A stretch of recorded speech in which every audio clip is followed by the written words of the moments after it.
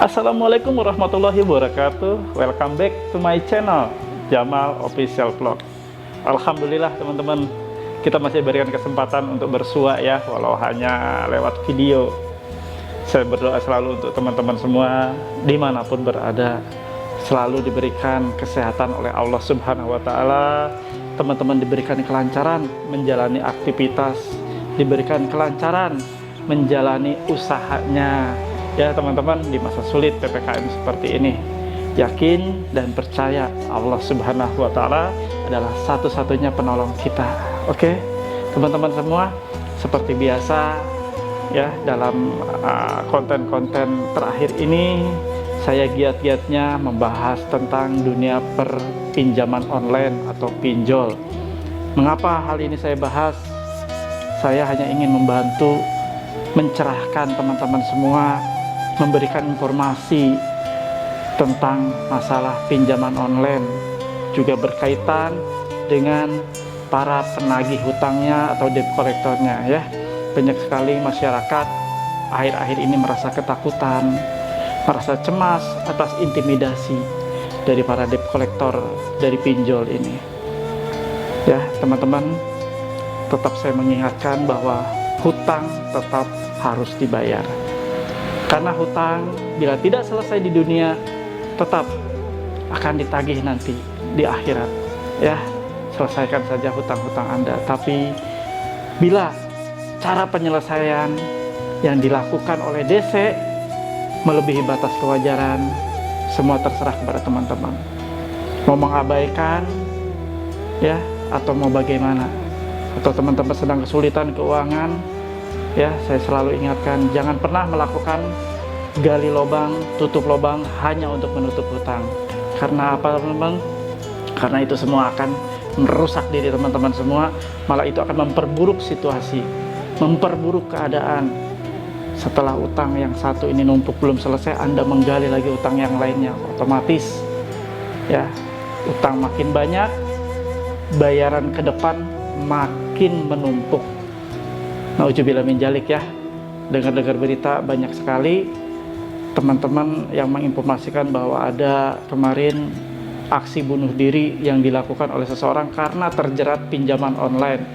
Nauzubillah min dzalik, jangan sampai terjadi oleh teman-teman ya hal-hal seperti itu. Kita manusia yang percaya bahwa Allah Subhanahu wa Ta'ala akan menjadi penolong kita, yang akan memberikan solusi kepada kita umatnya. Amin ya rabbal alamin.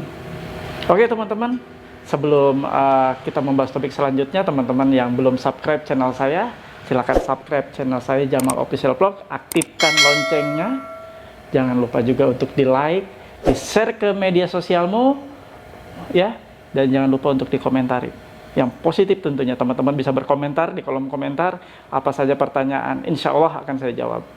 Oke, kali ini saya akan menaikkan satu tema ancaman pembunuhan yang dilakukan oleh debt collector pinjol terhadap debiturnya. Ngeri ya, sampai ngancam mau bunuh loh, pakai pistol. Ya, terlepas dari itu benar atau tidak senjata yang digunakan atau senjata yang dipamerkan dan senjata yang diperlihatkan walaupun via media elektronik melalui WhatsApp. Tapi hal-hal tersebut sungguh sangat di luar kewajaran dan sangat-sangat meresahkan, dan tentunya itu melanggar hukum positif yang berlaku di Indonesia. Oke teman-teman, saksikan videonya. Jangan lupa teman-teman untuk subscribe, aktifkan loncengnya untuk notifikasi video-video selanjutnya. Terima kasih. Jadi video ini berawal dari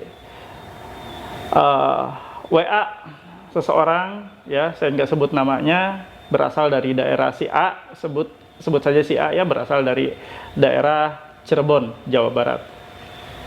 Dia nge-WA saya, ngejapri malam-malam bahwa dia diancam oleh debt collector.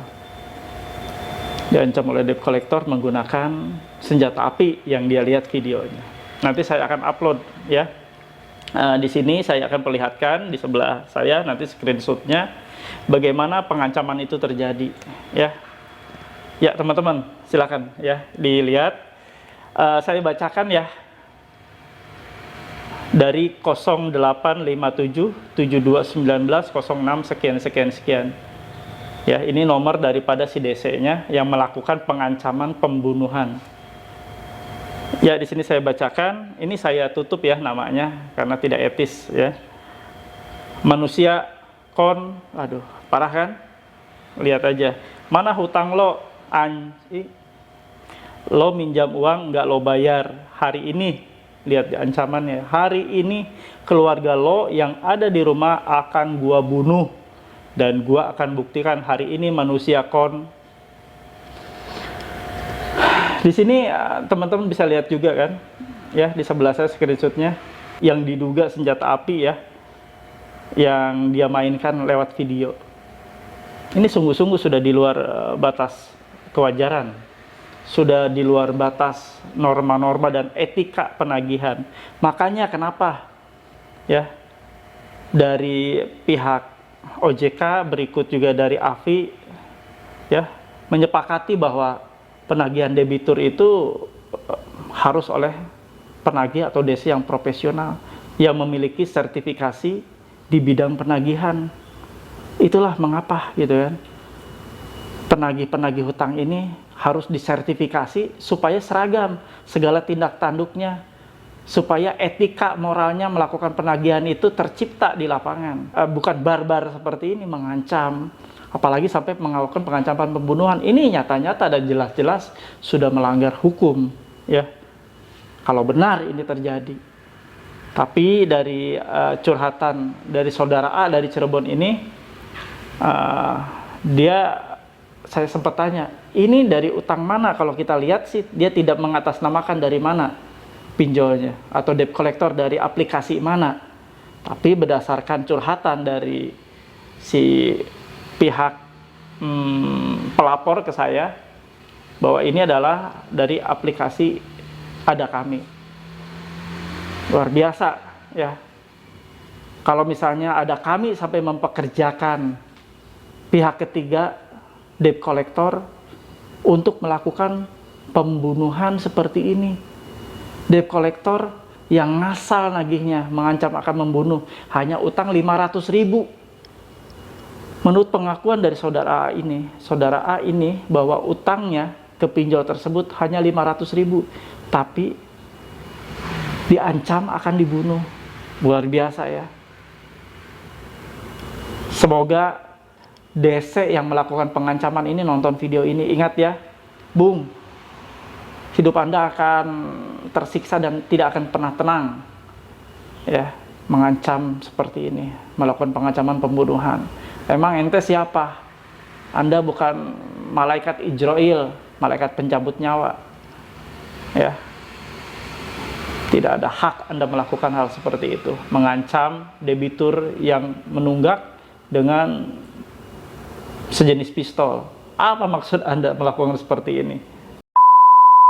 Di sebelahnya, seperti teman-teman lihat lagi nih ya, ada beberapa pesan ya. Ini sih pesannya sepertinya dari SMS ya, pesan SMS. Coba lihat, coba cerna dari beberapa nomor. Ini saking ketakutannya saudara A ini tidak mau membuka WA-nya, tidak mau membuka pesannya. Sungguh sangat ironi sekali ya. Memang betul, utang itu harus dibayar. Tapi tidak begini caranya, Bung, melakukan penagihan. Wahai para aplikasi pinjol dimanapun berada, tolong cross-check lagi kerjasama Anda dengan DC, kerjasama dengan pihak ketiga, kerjasama dengan ahli daya penagihan. Coba cek lagi, apakah benar Anda mempekerjakan seperti ini, apakah benar Anda menyewa debt collector yang memiliki mental rusak seperti ini, melakukan pengancaman pembunuhan. Ingat, apapun ceritanya, Anda mempekerjakan orang seperti ini, imbasnya ke Anda juga perusahaan ya. Karena ini sudah jelas-jelas melanggar hukum, melakukan pengancaman, apalagi melakukan pengancaman via media elektronik. Hanya sedikit yang saya akan kupas ya. Ini sudah masuk ranah pidana loh, untuk debt collectornya. Ya, saya kasih info saja bahwa melakukan pengancaman ini kan kita bahas ya, pengancamannya via media elektronik. Jadi jelas-jelas ini akan bersinggungan dengan Undang-Undang Nomor 11 Tahun 2008 tentang informasi dan transaksi elektronik alias Undang-Undang ITE, seperti yang kita ketahui ya, Undang-Undang ITE. Di sini jelas sekali bahwa yang bersangkutan yaitu di pasal 29 Undang-Undang ITE junto pasal 45B Undang-Undang 19 tahun 2016 ya. Di sini berbunyi ya, setiap orang dengan sengaja, di pasal 29 Undang-Undang ITE, saya tegaskan sekali lagi ya. Setiap orang yang dengan sengaja dan tanpa hak mengirimkan informasi elektronik dan atau dokumen elektronik yang berisi ancaman kekerasan atau menakut-nakuti yang ditujukan secara pribadi. Sudah jelas kan? Luar biasa. Ini undang-undang sudah mengaturnya.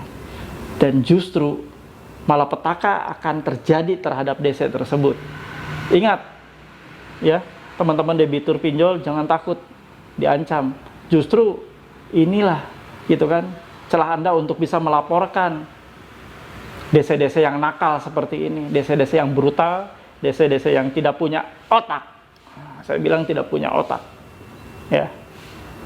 Juga di pasal 45B Undang-Undang Nomor 19 Tahun 2016, setiap orang yang dengan sengaja dan tanpa hak mengirimkan informasi elektronik dan atau dokumen elektronik yang berisi ancaman kekerasan atau menakut-nakuti yang ditujukan secara pribadi sebagaimana dimaksud dalam pasal 29, dipidana penjara paling lama 4 tahun dan atau denda paling banyak 750 juta rupiah. Mampus, toh ya, untuk DC-nya. Anda menakut-nakuti orang dengan utang 500.000, tapi Anda sendiri terkena ancaman pidana penjara 4 tahun dan atau denda 750 juta. Kelar hidup lu. Bisa berkarat di penjara kau. Halus bisa. Ya.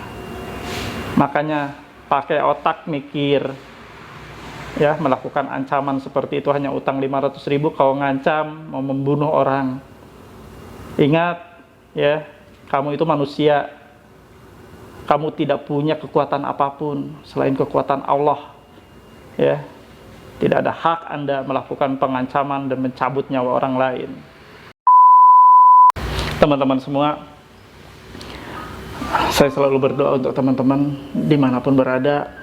Ya, teman-teman akan agar lebih dikuatkan lagi, teman-teman agar lebih dibukakan lagi, ya, bahwa apapun yang namanya utang tetap memang harus dibayar. Ya, saya tidak pernah menganjurkan untuk tidak membayar hutang, tapi karena situasi ekonomi, situasi sulit yang tidak memungkinkan Anda untuk membayar hutang, saya memaklumi, ya. Tapi kita juga tidak bisa mentoleransi kegiatan-kegiatan peneroran, pengancaman yang dilakukan oleh penagih hutang. Apalagi sampai melakukan ancaman pembunuhan, itu sangat di luar batas. Sudah abaikan saja kalau seperti itu. Ya, kalau ada kolektor lain yang datang menagih, sekalian aja perlihatkan ancaman ini. Ya, lihat bagaimana saya sudah diancam, Pak, hanya utang 500.000. Bilang aja seperti itu. Ini sudah di luar batas norma kewajaran. Oke teman-teman semua, dimanapun berada, saya selalu mendoakan untuk teman-teman banyak rezeki ya. Teman-teman selalu diberikan kesehatan untuk tetap sehat, mencari nafkah di masa sulit PPKM darurat seperti ini. Teman-teman bisa memberikan makan untuk keluarga sudah alhamdulillah. Ya, kalau teman-teman dalam posisi terjepit, keuangan hanya cukup untuk makan, fokus saja ke keluarga untuk memberi makan. Ya, abaikan saja dulu. Karena teman-teman tidak perlu takut, tidak perlu risau bahwa teman-teman akan dipenjara akibat tidak bayar hutang, tidak pernah terjadi. Di Undang-Undang Nomor 39 Tahun 99 Pasal 19 itu nyata-nyata dan jelas-jelas berbunyi bahwa seseorang tidak dapat dipidana penjara karena tidak menyelesaikan kewajiban utang piutangnya. Oke, teman-teman semua, ya. Terima kasih sudah menonton video saya ini. Terima kasih untuk semua subscriber saya dimanapun berada. Oke teman-teman semua, jangan pernah takut, jangan pernah risau. Apapun yang dilakukan oleh debt collector ini, ya, kita lebih mulia daripada mereka kalau mereka melakukan pengancaman. Ya, kalau Anda emang tidak kuat dengan ancaman-ancaman tersebut, Anda bisa melaporkan kepada pihak yang berwajib atau kepolisian terdekat. Apalagi ini udah muatannya muatan pidana, ancaman pembunuhan. Ya, saya juga berdoa untuk teman-teman dimanapun berada, subscriber saya maupun bukan subscriber saya atau penonton setia saya. Semoga Allah selalu akan memberi rezeki untuk teman-teman semua, rezeki yang berkah tentunya. Untuk teman-teman semua diberikan kesehatan agar lebih mudah lagi mencari rezeki di masa sulit PPKM darurat seperti ini. Yuk teman-teman, kita hijrah. Teman-teman tinggalkan dunia riba, teman-teman tinggalkan dunia perpinjolan. Kita menatap masa depan yang lebih baik lagi.